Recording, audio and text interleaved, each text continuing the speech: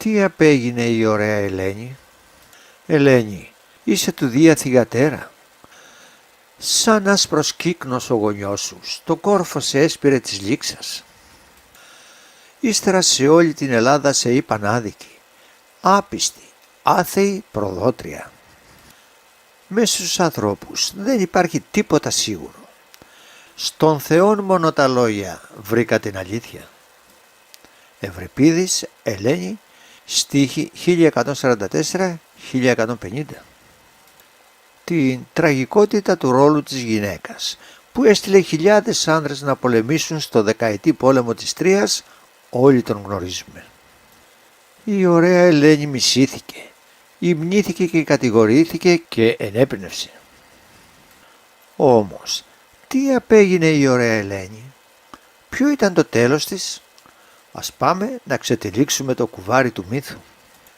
Μετά την φυγή της από τη Σπάρτη, μετά τα χρόνια του Τροϊκού πολέμου, μετά την πολυτάραχη επιστροφή της στη Σπάρτη, μετά το θάνατο του Μενελάου, η Ελένη βρέθηκε ανάμεσα σε δύο προγόνους που την απεχθάνονταν, τον Νικόστρατο και τον Μεγαπένθη.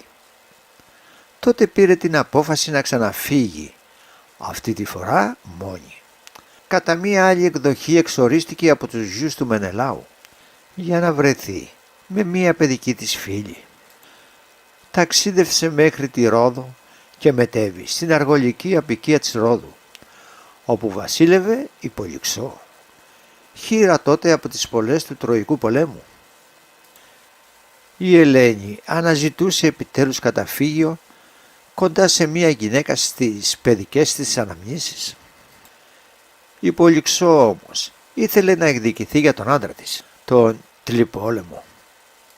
Παυσανίας 3,19,9 Όπως πολλές άλλες γυναίκες επέριπτε στην Ελένη την ευθύνη για το χαμό του. Αλλά την υποδέχτηκε την Ελένη ευγενικά.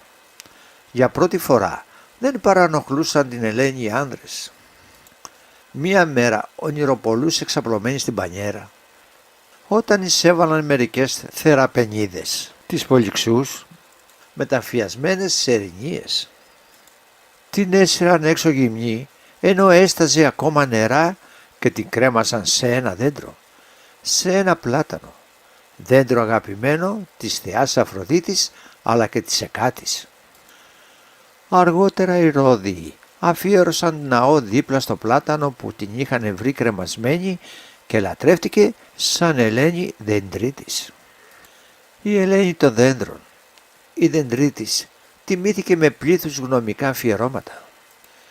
Η δεντρολατρεία φαίνεται πως είναι θέμα πολλών μικηναϊκών έργων τέχνης. Έτσι συναντάμε στο μύθο την Αριάνδη, θέα της Κρήτης, να απαγχωνίζεται μόνη της όπως έκανε και η Ηριγόνη της Αττικής, ενώ η Άρτεμις η απαγχωνισμένη είχε ιερό στην Κωδηλαία της Αρκαδίας. Ο Απολόδωρος παραδίδει ότι η Ελένη μεταφέρθηκε στα ηλίσια πεδία, όπου έζησε με το Μενέλαο. Ο Ευρυπίδης 1629 την είχε ανεβάσει στους ουρανούς με παρέμβαση του Απόλλωνα, που με προσταγή του Δία σώζει την Ελένη από τα σπαθιά των δύο φίλων, Ορέστη και Πηλάδη. Την υψώνει στους αιθέρες, όπου η Ελένη θα ζήσει αθάνατη δίπλα στα αδέλφια της, τους Διόσκορους, παραστέκοντά τους στο έργο τους για την προστασία των ταξιδιωτών της θάλασσας. Άλλοτε πάλι λέγεται ότι η Ιφηγένεια την θυσίασε στην Ταυρίδα ή ότι η Θέτιδα την σκότωσε στο ταξίδι της επιστροφής για να εκδικηθεί τον θάνατο του Αχιλλέα. Σύμφωνα με άλλη παράδοση, η Ελένη παντρεύτηκε τον Αχιλλέα και έζησαν μαζί στο νησάκι Λευκή. Έκαναν μάλιστα και ένα γιο, τον Εμφορίωνα.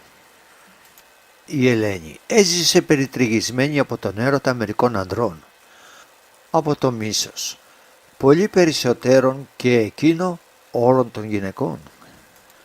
Έτσι η Ελένη επέδειξε την ίδια άσεμνη θρασίτητα των Θεενών. όταν εμφανίστηκε μία νύχτα στον Όμηρο και του έδωσε εντολή να γράψει ένα έπος για τους πολεμιστές του Τροϊκού πολέμου, θέλοντας να παρουσιάσει το θάνατό τους πιο ζηλεπτό από τον άλλον. Και κατά κάποιο τρόπο, χάρη στη τέχνη του Ομήρου, αλλά ιδιαίτερα εξαιτίας της, εκείνο το έπος είναι τόσο θελτικό και διάσημο ανάμεσα σε όλα. Αντί να κλάψει για τις ενοχές της, παρήγγειλε σαν βασίλισσα την Ηλίαδα στον Όμηρο για να την υμνήσει. Η λογοτεχνία υπάκουσε στο κελευσμά της, απορροφώντας την αφροδίσια μαγεία της. Ο Στησίχωρος, που μας διηγείται την ιστορία του, ο Πλάτωνας στο Φέδρο, την κατηγόρησε ως δίγαμη και τρίγαμη, αυτή που εκαταλείπει τους άντρες. Χρειάστηκε να τυφλωθεί και να αναιρέσει τα λόγια και τις κατηγορίες του για την Ελένη και να επανέλθει απολογητικά λέγοντας: «Δεν είναι αληθινός τούτος ο λόγος. Δεν μπήκε στα υπερήφανα καράβια και ούτε έφτασε στις 3 στο κάστρο».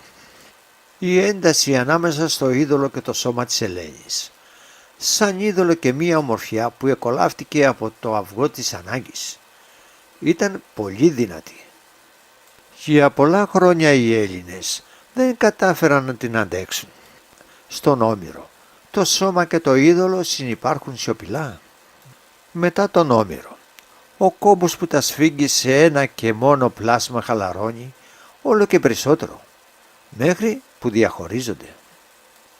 Από τη μία πάντα θα υπάρχει η ένοχη γυναίκα με τους πολλούς άντρες, επανειλημμένα, πουλημένη για την ομορφιά της, όπως μία οποιαδήποτε ετέρα. Από την άλλη θα εμφανίζεται η Ελένη, θύμα της ουράνιας μοχθηρίας, με ένα εσωτερικό κόσμο αμφισβητήσιμο και με πρόθεση να αποδεικνύει και να ξαπατά. Η ωραία Ελένη για αιώνες υπέμενε προσβολές και βλαστημίες, αλλά ήταν πάντα η μοναδική γυναίκα στην οποία ο Δίας επέτρεψε να τον αποκαλεί πατέρα.